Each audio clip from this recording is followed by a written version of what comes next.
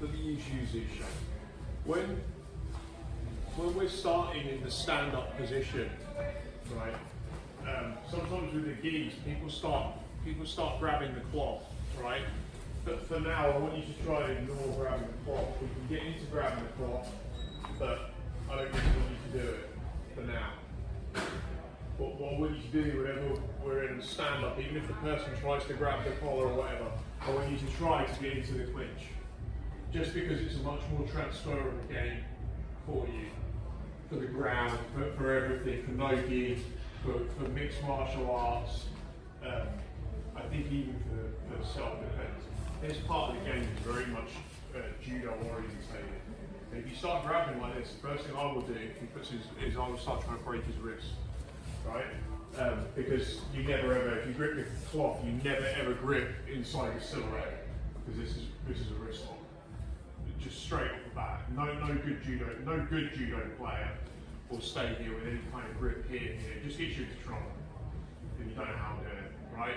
And we can start getting into all of this, but I think for now, it doesn't transfer to the ground either. The more you start grabbing people, you start doing this in stand-up, then you start doing it on the ground.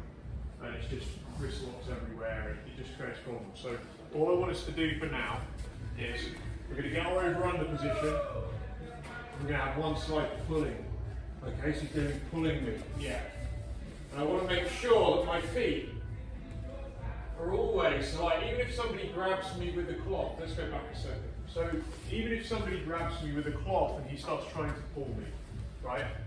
The basic idea is going to be that whenever he pulls me, I have the ultimate idea of my technical stand-up in mind. Of actually like, I've talked about this before, we coach the kids on stuff like this. If I'm child-sized compared to him, and he's trying to pull me, right, in the end, no matter how much I try and sink my weight, in the end I will begin to get dragged.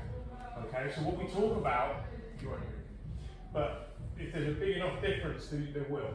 So what I'm really doing here is I'm sinking my weight into my right leg whenever he pulls me, my 3 o'clock leg. Okay, and so I can start to do this with my heel.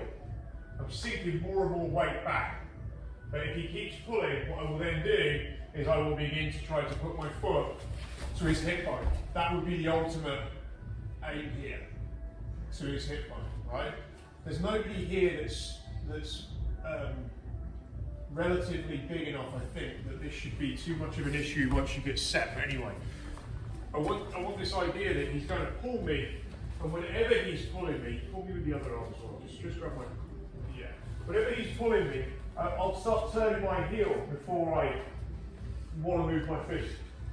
So I'm turning, and I'm sinking everything I can into this back leg. Okay, and I can put my heel down, but I'm turning it. Pull. And I just want that idea. He pulls me. When he pulls, if I need to, everything sinks into a squat, and I start to turn into this. And if I really was getting dragged, it's like a giant, I'll put my foot on his hip before I let him pull me. But that's the last resort. Yeah? So let's grab body and let's give that a go. You're just going to pull like that. Just get a partner.